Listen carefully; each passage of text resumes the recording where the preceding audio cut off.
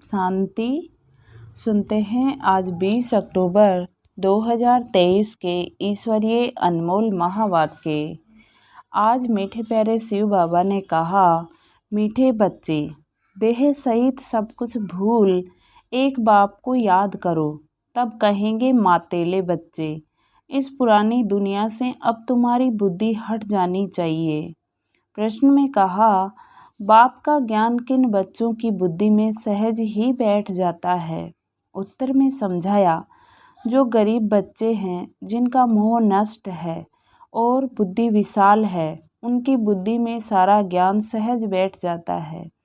बाकी जिनकी बुद्धि में रहता है हमारा धन, हमारा पति, वह ज्ञान को धारण कर ऊंच पद नहीं पा सकते।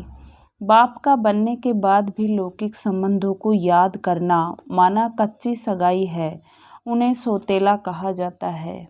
आज का गीत है, मरना तेरी गली में, जीना तेरी गली में। ओम शांति। मीठे मीठे बच्चों ने गीत का अर्थ तो आपे ही समझा होगा। अब जीते जी आकर के बाप का बनना है और पुरानी दुनिया जिसको रौरव नर्क कहा जाता है, उनको भूलना भी है और छोड़ना भी है ही। रौरव नर्क को भूल फिर स्वर्ग को याद करना है। अपने को आत्मा समझ अपने बाप को याद करना है। पुरानी दुनिया से बुद्धि हट जानी चाहिए। उनके लिए पुरुषार्थ करना चाहिए। यह है जन्म जन्मांतर का कर्म बंधन। एक जन्म का नहीं, जन्म जन्मांतर का कर्म बंधन है। कितने पाप किस किस के साथ किए हैं, वह सब जन्म ले भोगने पड़ते हैं। तो इस कर्म बंधन की दुनिया को भूल जाना है। ये छिछी दुनिया है, पतित शरीर है ना, इससे मोह मिटाना है। गरीबों का मोह सहज मिट जाता है, साहूकारों का मोह मिटना मुश्किल मिटता है। वह समझते हैं हम स्वर्ग में सुखी बैठे हैं, गरीब दुखी हैं। यूँ तो सारा भारत गरीब है, फिर उसमें भी जो गरीब है वह झट उठाते हैं। उन्हों के लिए ही बाप आते हैं। गरीबों को जास्ती वर्षा मिलता है। सब सेंटर्स में देखो, साहूकार कोई मुश्किल ठहर सकते हैं। स्त्रियां भी गरीब घरों की आती है। धनवान को तो पति से सुख मिलता है, इसलिए उनसे बुद्धि योग टूट नहीं सकता। गरीब ही अक्सर करके ज्ञान लेते हैं। बाप है ही गरीब निवाज। जिस बाप को सब याद करते हैं, परंतु ड्रामा अनुसार भक्त भगवान को जानते नहीं हैं। भगवान तो है ही भक्तों का रक्षक, भक्ति का फल देने वाला, सद्गति दाता एक बाप है। तुम बच्चे बाप द्वारा अभी ज्ञान की बातें सुन रहे हो। ये ज्ञान उन्हीं बच्चों की बुद्धि में बैठता है जिनकी बुद्धि विशाल है, मोह नष्ट है। जिनकी बुद्धि में रहता है कि हमारा पति, हमारा धन आदि हैं, वह ऊंच पद पा नहीं सकते। पद वह पाते हैं जो रचता और रचना का परिचय देते हैं। बाप को पहचाने बिगर वर्षा कैसे मिले। साजन को सिर्फ साजन कहने से फायदा नहीं हो सकता। जाने पहचाने बिगैर साजन से सगाई कैसे हो सकती है। कन्या की सगाई होती है तो उनको चित्र आदि दिखाते हैं। फलाने का बच्चा है, यह ऑक्यूपेशन है, आगे दिखलाते नहीं थे, ऐसे ही शादी करा देते थे, तो भी उनका ऑक्यूपेशन तो बताते थे, है ना। यहाँ कोई कोई बच्चे अपने बाप को अथवा साजन को जानते ही नहीं हैं, तो सगाई कैसे हो। नंबरवार हैं, कईयों की कच्ची सगाई है। पारलौकिक साजन को याद नहीं करते, लौकिक साजन को लौकिक संबंधियों आदि को याद करते रहते, तो गोया कच्ची सगाई है। उनको सौतेले बच्चे कहा जाता है, पक्के को मातेले बच्चे कहा जाता है। मातेले बच्चे बहुत थोड़े हैं। भट्टी में इतने पड़े, उसमें से कितने बच्चे निकल पड़े। साजन को पहचानते ही नहीं। जैसे पारा हथेली पर ठहरता ही नहीं है ना, वैसे ही याद भी इतनी मुश्किल है, घड़ी घड़ी भूल जाते हैं। 25-30 वर्ष वाले भी पूरा याद नहीं कर सकते। तुम जानते हो पारलौकिक साजन स्वर्ग के 21 जन्म लिए महारानी महाराजा बनाने वाला है। सृष्टि के आदि मध्य अंत को जानने वाला। सज्जनियों को इतना समझाते हैं तो भी बुद्धि में बैठता नहीं। बुद्धि पुरानी दुनिया के बंधनों में भटकती रहती है, समझते नहीं है कि मैं बंधन में हूँ। संबंध तो चाहिए एक का, बाकी सब है बंधन।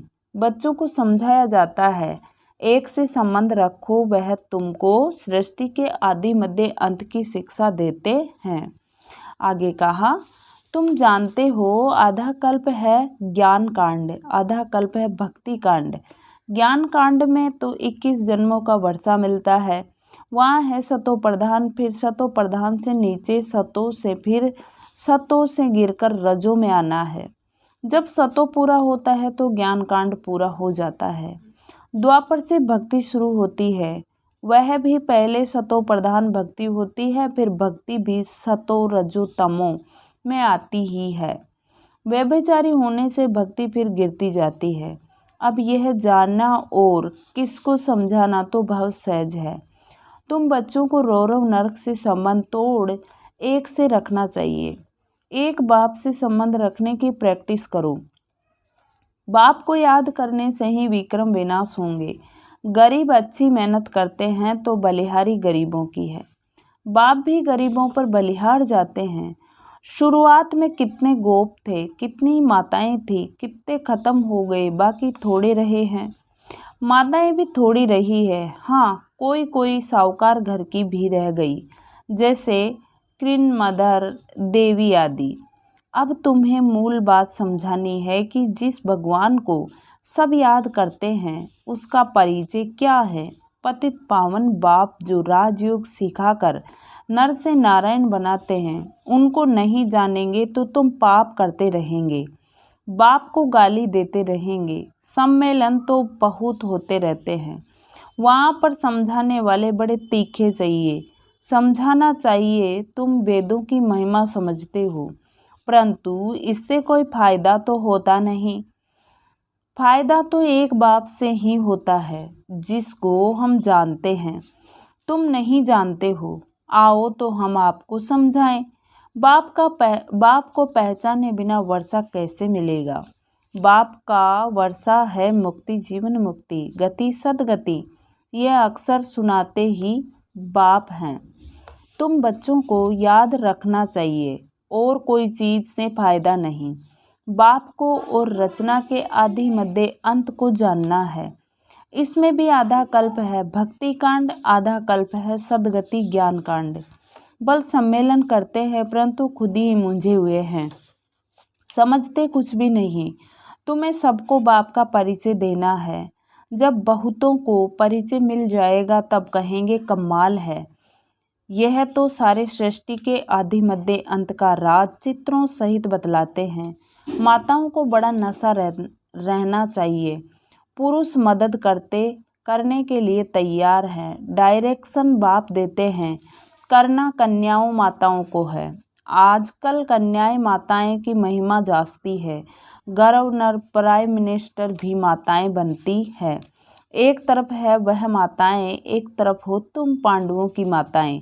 उन्हों की उछल जास्ती है क्योंकि उनका राज्य है। तुमको तो 3 पैर पृथ्वी के भी नहीं मिलते हैं। बाबा ने कहा, बाप तुम बच्चों को अनेक राज समझाते हैं। तुम अभी स्वर्ग का वर्षा पाते हो। साजन तुमको सिंगारते हैं, महारानी बना देते हैं। ऐसे साजन से बुद्धि योग न रखना, यह तो बड़ी भारी भूल है। बच्चों को समझाते तो बहुत हैं, तुम सिर्फ ज्ञान और भक्ति का कॉन्ट्रास्ट बताओ।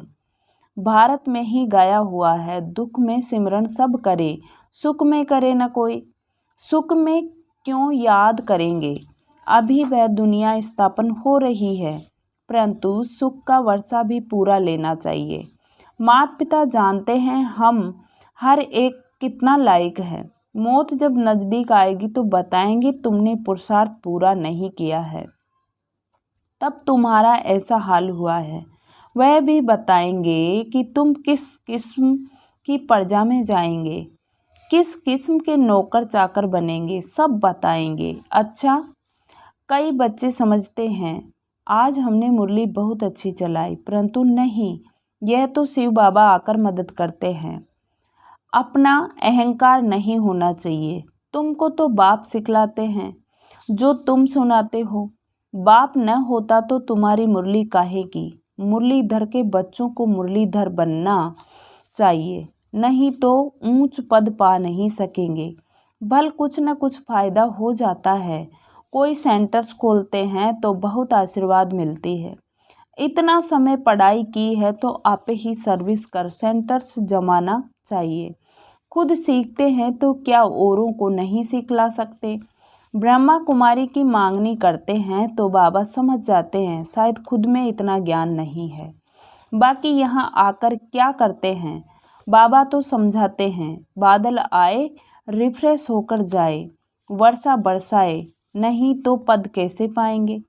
मम्मा बाबा कहते हो तो गद्दी पकड़कर दिखाओ। ये भी कोई को अहंकार नहीं आना चाहिए कि हमने दिया, तुम कुछ भी न दो।